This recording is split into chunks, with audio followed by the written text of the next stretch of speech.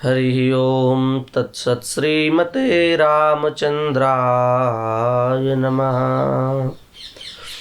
ओम नमः परमहंसास्वादित चरण कमल चिन्मकरंदाय भक्तजनमानस निवासाय श्रीरामचंद्राय। माता रामो मत्पिता रामचंद्रा स्वामी रामो मत्सखा रामचंद्रा। सर्वस्वं मे रामचंद्रो दयालुर्नान्यं जाने नैव जाने न जाने। श्री सीतानाथ समारंभां श्रीरामानंदार्य मध्यमाम् अस्मदाचार्यपर्यन्तां वन्दे श्रीगुरुपरम्परां। श्री वृंदावन बिहारी लाल की जय। श्री यमुना रस रानी की जय। श्री गिरिराज जी महाराज की जय। श्री सद्गुरुदेव भगवान की जय। जय जय श्री राधे श्याम। हरिशरणम। अखिल कोटि ब्रह्मांड नायक परात्पर पर ब्रह्म सर्वेश्वर सच्चिदानंद भगवान की आहितु की कृपा करुणा से हम आप सभी लोगों को नित्य ही प्रायः करके भगवान नाम महात्म्य श्रवण करने का सौभाग्य प्राप्त हो रहा है। यह भगवान की हम सब पर विशेष कृपा है। नाम ही नामी तक पहुंचने का सर्वोत्कृष्ट साधन है। और हम आपको तो नहीं कह सकते, पर हम स्वयं में कलिमल ग्रसित प्राणी हैं। और कलिमल ग्रसित अंतःकरण जिसका हो वो भगवान के नाम का क्या महात्म्य समझाएगा। अरे स्वयं अखिल कोटि ब्रह्मांड नायक परात्पर पर ब्रह्म सर्वेश्वर पुरुषोत्तम भी अपने नाम के महात्म्य को वर्णन नहीं कर सकते। जब वे भी अपने नाम के महात्म्य का वर्णन करने में सक्षम नहीं है तो हम आप तो साधारण जीव हैं। गोस्वामी जी स्पष्ट कह रहे हैं, कहूँ कहाँ लगी नाम बड़ाई, राम न सकहीं नाम गुण गाई। हाँ, नाम के महात्म्य का कोई क्या वर्णन करेगा। भगवान भी अपने नाम के महात्म्य का वर्णन नहीं कर पाते। वस्तुतः सच्ची बात यह है, अनंतानंत जन्मों के दुष्कृत के कारण ही अथवा सुकृत के कारण ही बार बार मनुष्य शरीर की प्राप्ति होती है। बार बार जन्म लेना, बार बार मरना, ये सब उसी का फल है और ये हम लोगों को बार बार करना पड़ता है। इससे मुक्त होने का एक ही उपाय है, स्वधर्म निरत होकर के नाम का आश्रय ले। स्वधर्म निरतत्वे सति नाम निष्ठत्वम परम गतित्वम। यदि ऐसा कह दिया जाए तो इसमें कोई अतिशयोक्ति नहीं है। इस सत्यंत प्रथम सत्यंत विशेषण इसलिए लगाया, स्वधर्म निष्ठत्वे सति, ये इसलिए कहना पड़ा क्योंकि आजकल के लोग वर्णाश्रम धर्म का परित्याग कर रहे हैं नाम की आड़ लेकर के। वह उचित नहीं है। इसलिए स्वधर्मनिष्ठ होकर के यदि श्रद्धा पूर्वक नाम का आश्रय लिया जाए तो वह नामाश्रय हम सबके लिए निश्चित ही परम गति को प्रदान करने वाला बनेगा। देखो, हम लोगों को नाम की आड़ में पाप का संचय नहीं करना चाहिए। हम तो नाम जप करने वाले हैं, हमें संध्या करने की क्या ज़रूरत। हम तो नाम जप करने वाले हैं, हमें नियम से रहने की क्या ज़रूरत। हम तो नाम जप करने वाले हैं, अयोग्यो व सयोग्यो व पवित्रो व कह करके, और शुद्धि का, वर्णाश्रम धर्म का, मर्यादा का विचार किए बिना यदि हम इस प्रकार से लगेंगे तो हमको अपने लक्ष्य की प्राप्ति नहीं होगी। इस बात को हमें समझना चाहिए। क्या होता है प्रायः कि हम नाम का जप तो करते नहीं है श्रद्धा पूर्वक, अन्यथा इन सब बातों को कहने की आवश्यकता ही नहीं पड़े, और बिना जप नाम का जप ना किए हुए ही नाम की आड़ में पाप को आश्रय देते हैं, शुद्धि अशुद्धि का ध्यान नहीं रखते, मर्यादा वर्णाश्रम धर्म का ध्यान नहीं रखते, और ये हमारे पतन का एक विशेष कारण बन जाए आगे चल के। इसलिए इस बात का खूब ध्यान रखा जाए। वेद के शिष्य उत्तंक, वे जब उनकी शिक्षा पूरी हो गई तो शिष्य का कर्तव्य है कि गुरु दक्षिणा दे करके कृतज्ञता ज्ञापित करे। उर्ण तो क्या होगा, गुरु के ऋण से उर्ण क्या होगा, और गुरु के ऋण से उर्ण होने की भावना भी अंदर नहीं होनी चाहिए, पर कम से कम कृतज्ञता ज्ञापित करें। तो वो गए अपने गुरुदेव के पास, बोले महाराज आप आज्ञा करो, क्या आपके चरणों में हम समर्पित करें। तो प्राचीन काल के गुरु हैं, उनको किसी वस्तु की चाह ही नहीं होती थी।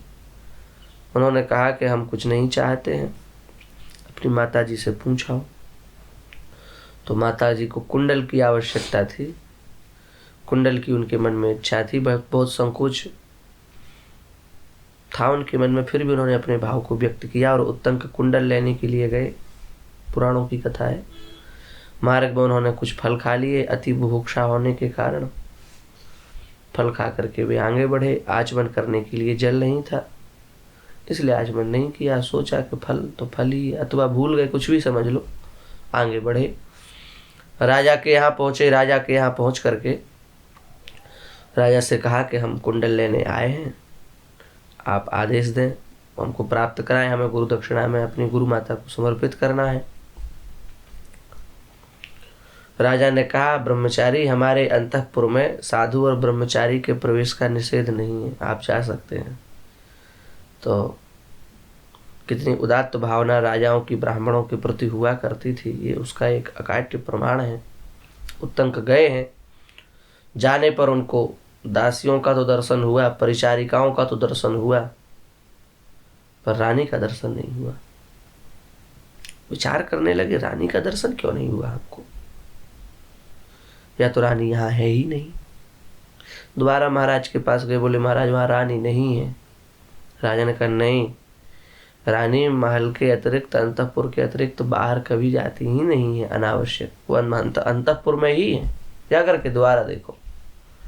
दोबारा देखने भेजा। जब वे पुनः गए तो भी नहीं दिखा, फिर आए नहीं दिखा। तो बोले निश्चित ही आपके अंदर कहीं ना कहीं अशुचिता है, अपवित्रता है, इससे आपको रानी का दर्शन नहीं हो रहा, आप आत्ममंथन कीजिए, चिंतन कीजिए। तो इन्होंने आत्ममंथन किया, आत्मालोडन किया, और उससे इनको याद आया कि मार्ग में हम आ रहे थे और आते समय हमने फल खा करके आचमन नहीं किया, इसलिए हमको यही असुचिता हो सकती, और तो कोई असुचिता नहीं है। तत्काल जल मंगा के आचमन किया, फिर गए। अब की बार जब ये उत्तंक पहुंचे तो इनको रानी के दर्शन हुए। आप फिर कुंडल मांगे और माता जी को आके दी। तो हमारे कहने का प्रयोजन यह है कि उत्तंक जैसा पवित्र ब्राह्मण कुल इतनी तपस्वाध्याय करते हुए इतने वर्षों तक वे रहे, कितना पवित्र अंतःकरण उनका होगा, और तनिक अशुचिता हो जाने के कारण, आज की दृष्टि में तो इसको कहेंगे भी नहीं अशुचिता, पर शास्त्र दृष्टि से थोड़ी अपवित्रता हो जाने के कारण रानी के दर्शन नहीं हुए, एक पांच भौतिक शरीर के दर्शन नहीं हुए। तो जो लोग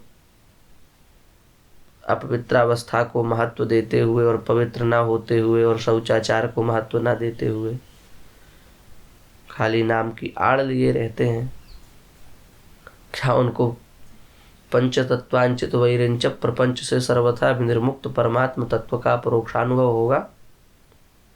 क्या उनको भगवान की प्राप्ति होगी? कदापि नहीं होगी। इसलिए भ्रम में नहीं रहना चाहिए। अपने अपने वर्ण में, अपने अपने आश्रम में रहते हुए, सदाचार का पालन करते हुए हम यदि चलेंगे तो हमको लाभ मिलेगा। इसलिए वर्णाश्रम निष्ठत्वे सति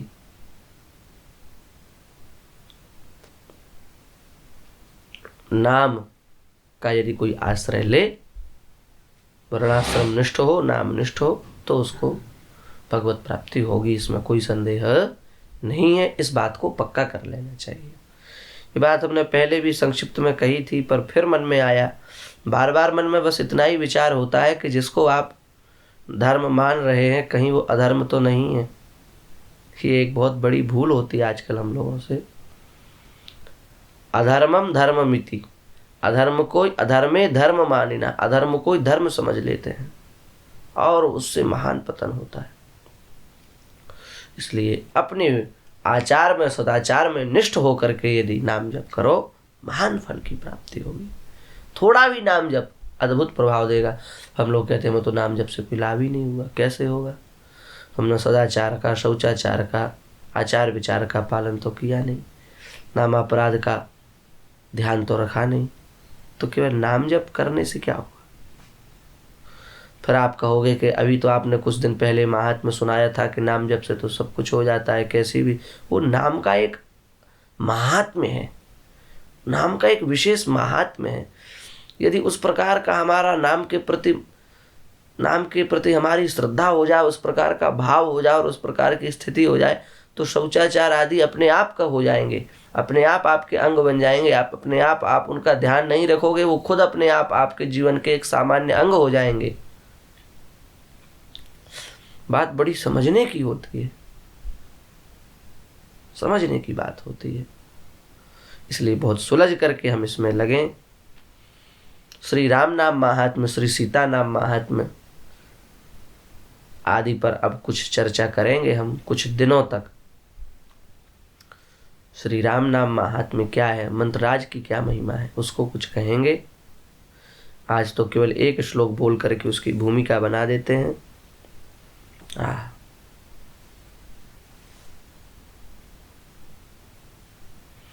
विरंची सर्वस्व नाम के ग्रंथ में लिखा है, श्री राम नाम स्मरतः प्रयान्ति, श्री राम नाम स्मरतः प्रयाति संसार पारम दुरितौघयुक्ता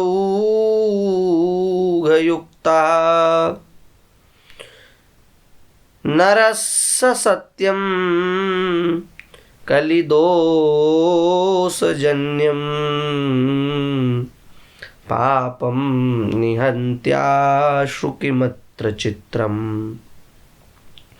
विरंची सर्वस्व में कहा जा रहा है कि यदि कोई भगवान श्री राम के पवित्र नाम का आश्रय लेता है, श्री राम नाम का आश्रय लेता है, तो वह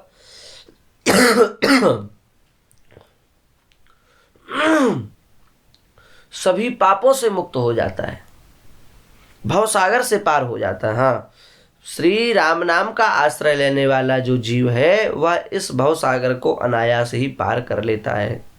इतनी महिमा श्री राम नाम की है। अब यदि कोई जीव समस्त पापों का ध्वंस नाम जप से कर ले तो इसमें कौन सा आश्चर्य है? कोई आश्चर्य नहीं। इसका मतलब क्या हुआ पंडित जी? भगवान श्री राम के पवित्र नाम का जो उच्चारण करता है वह समस्त पापों से विनिर्मुक्त हो करके इस भवसागर से अनायास ही पार हो जाता है।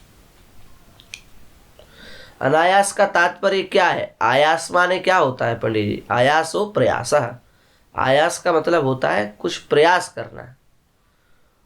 और निर्गता आयासा, जहाँ से प्रयास निकल जाए, अनायास। न आयास न प्रयास, अनायास अप्रयास। जहाँ प्रयास करना न पड़े, अपने आप हो जाए, उसको अनायास कहा जाता है। तो वही अनायास भगवान के परम पद को हम प्राप्त हो जाएंगे। ऐसी श्री राम नाम की दिव्य महिमा है। इसलिए ऐसे श्री राम नाम के महात्म्य को अब 2-3 भाग जो भी भगवत कृपा होगी हम कहेंगे, और उसका आप सब लोग आश्रय लेकर के, उस महात्म्य का आश्रय लेके खूब भगवान नाम का जप करेंगे। ऐसी हमारी भगवान से प्रार्थना है। हम आप सभी की रति मति गति नाम में हो, ऐसी भगवान के चरणों में प्रार्थना करते हुए हम अपनी वाणी को विराम देते हैं। श्री वृंदावन बिहारी लाल की जय।